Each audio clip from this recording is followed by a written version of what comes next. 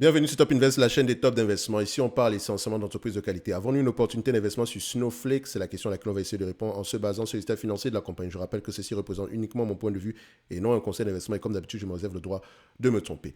Donc, on va aller très. C'est une demande ici d'un abonné Top Premium. Je rappelle que le lien vers le service Top Premium est dans la description de la vidéo, ainsi que la Top Newsletter où on partage généralement ici des analyses sectorielles gratuitement. OK? Donc, ici. Qu'est-ce que nous avons comme, en termes de revenus? Qu'est-ce que nous avons? Nous avons une entreprise ici en pleine croissance. C'est très, très bien. Marge brute ici, est-ce qu'elles sont stables, croissantes ou décroissantes? On a des marges brutes croissantes ici. C'est également une bonne chose. Du point de vue, marge ici, marge EBITDA, est-ce que les marges EBITDA sont positives ou négatives? Elles sont plutôt négatives. OK, donc on sait déjà qu'il n'y aura pas de free cash flow ici parce que free cash flow ne sera. C'est très rare que free cash flow soit supérieur à EBITDA. Et encore, si, que free cash flow soit positif alors que EBITDA est négatif. Faites attention, c'est très rare. Pour ne pas dire que c'est... Voilà. Quand vous remarquez qu'il y a une différence entre les deux, posez-vous les bonnes questions. OK?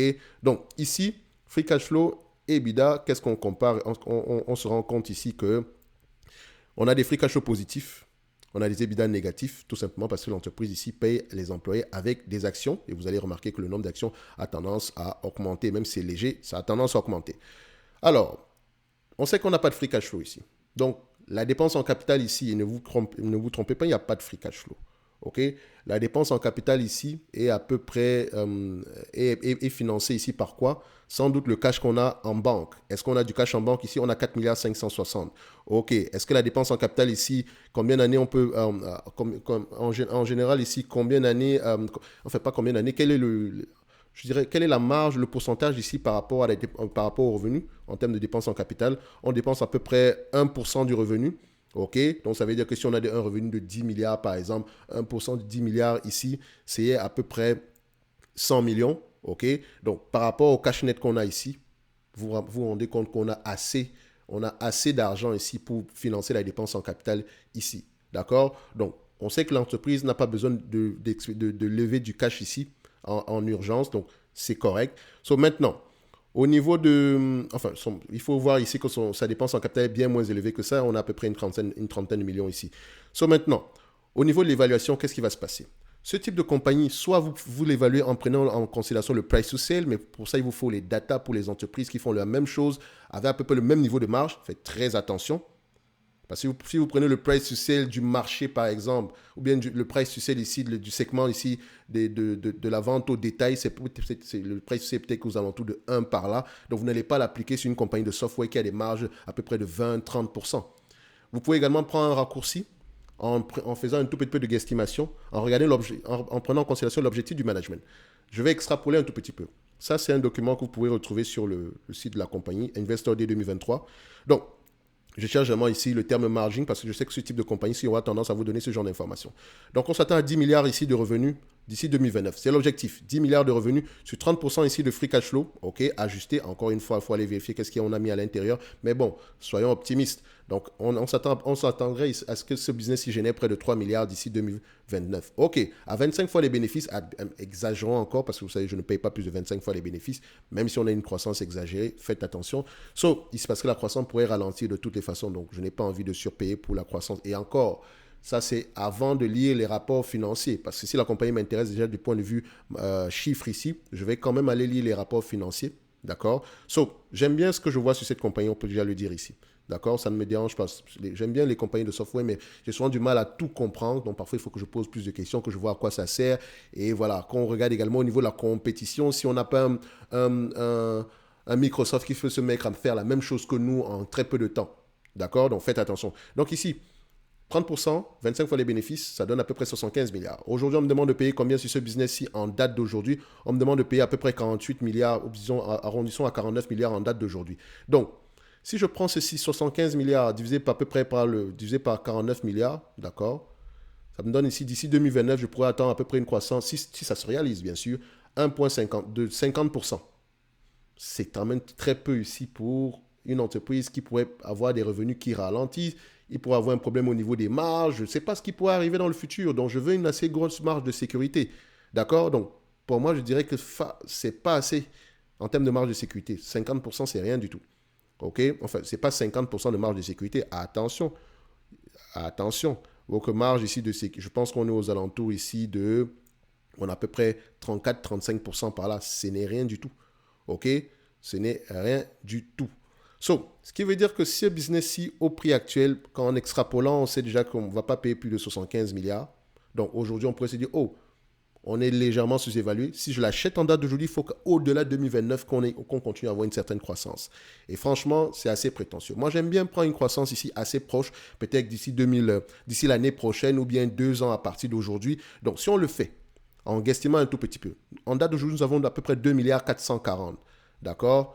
On s'attend à peu près à combien sur les 12 prochains mois? On va juste regarder ça ici. Le consensus sur les 12 prochains mois ici est à peu près de 3 milliards 110. Donc, si on prend le 3 milliards 110 ici, donc l'année prochaine c'est 2024, n'est-ce pas? Donc, 3 milliards 110 ici, on est à peu près à 30% de marge bénéficiaire, admettons qu'ils l'ont déjà en date d'aujourd'hui. On ne sait jamais. À 25 fois les bénéfices, d'accord, on est à peu près à 23 milliards. Donc, en état stationnaire, j'aimerais l'acheter à 23 milliards. Donc, à peu près la moitié de ce qu'on a en date d'aujourd'hui. Ça, c'est par rapport au revenu de 2024. Donc, extrapolons encore un tout petit peu. Disons-nous que, bon, on a confiance au business. Regardons 2 ans à partir d'aujourd'hui. Donc, on va prendre le revenu ici. Disons, en année N plus 2. N plus 2 ici, c'est N plus 3 normalement. Vous pouvez remarquer ici qu'au mois d'avril, on avait un objectif ici à 4 milliards 700. Aujourd'hui, on a un objectif à 3 milliards 600. Donc, ça peut diminuer. Faites très attention. Sur les 12 derniers mois ici, l'objectif augmente de plus en plus, c'est correct.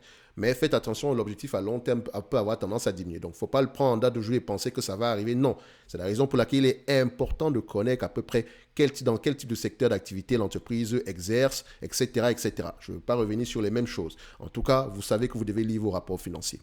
OK? Donc, ici, quand je prends ce genre de business en date d'aujourd'hui par rapport aux revenus attendus d'ici 2023, non, ce n'est pas 2023, 2025 ici, on s'attend à 3 milliards 610. OK? 30% de marge bénéficiaire, quelque chose qu'on n'a pas encore, hein, d'accord? À 25 fois les bénéfices, constatez qu'on est aux alentours de 27 milliards. Donc, toujours presque la moitié de ce qu'on a ici aujourd'hui. Donc, idéalement, j'aimerais commencer à réfléchir aux alentours ici de 75 $ l'action. D'accord? Maintenant, celui qui achète cette compagnie, c'est en date d'aujourd'hui, c'est parce qu'il pense qu'au-delà de 2029, on pourra avoir quelque chose de plus d'intéressant. Donc, je ne peux pas dire ici qu'on est surévalué, mais il y a beaucoup de croissance, beaucoup d'estimations inclus dans le prix actuel. OK? Et nous, on veut investir sur une compagnie de croissance à un prix qui n'implique pas la croissance. L'entreprise doit être moins chère en date d'aujourd'hui par rapport aux bénéfices net futurs. Si on dit aujourd'hui que les revenus arrêtent de croître, et la croissance peut commencer à ralentir très rapidement. Prenez l'exemple de PayPal. La croissance de PayPal a brusquement ralenti par rapport à ce qu'on avait regardé. Ici, on avait du 12% par là. Après, on arrive à chaque année. Enfin, je vais même prendre ça annuel. Non, même pas. Sur les 12 derniers mois, ici, en mars 2021, on avait à peu près 25% de croissance. Aujourd'hui, on se retrouve à 8%. Ça ralentit de plus en plus. Donc, la croissance d'une entreprise ici va tendre à ralentir dans le temps. Plus elle deviendra mature, etc. Donc, c'est la raison pour laquelle vous devez connaître la taille du marché d'abord de Snowflake. Les concurrents, est-ce qu'ils font la même chose? Il suffit juste qu'un concurrent fasse la même chose, on pourra avoir un impact au niveau des marges ou un ralentissement au niveau de la croissance. Donc, faites très attention aux compagnies de croissance. OK? Les compagnies de croissance, on aime bien, déjà premièrement, elles doivent s'autofinancer, ce qui n'est pas encore le cas de Snowflake, mais elle a les moyens de relancer sa dépense en capital. Deuxièmement, ici, l'entreprise ne s'échange pas à un prix qui n'implique pas la croissance. Donc, ça ne nous intéresse pas du tout. En tout cas, personnellement, non. Bref, si elle vous intéresse, taille du marché, objectif de marge ici, regardez à peu près le management, est-ce qu'ils ont l'habitude de faire ce qu'ils disent, etc. Donc, il faut vraiment avoir confiance au management ici. Regardez également la compétition. Bref, ceci n'est que mon point de vue et non un conseil d'investissement. Et comme d'habitude, je me réserve le droit de me tromper. Et on va se donner rendez-vous sur la prochaine vidéo. Un like, un abonnement, un commentaire, ça fait toujours plaisir. N'oubliez pas, en lien dans la description de celle-ci, vous avez le service Top Premium ainsi que la Top Newsletter. Et on se dit à bientôt. Merci.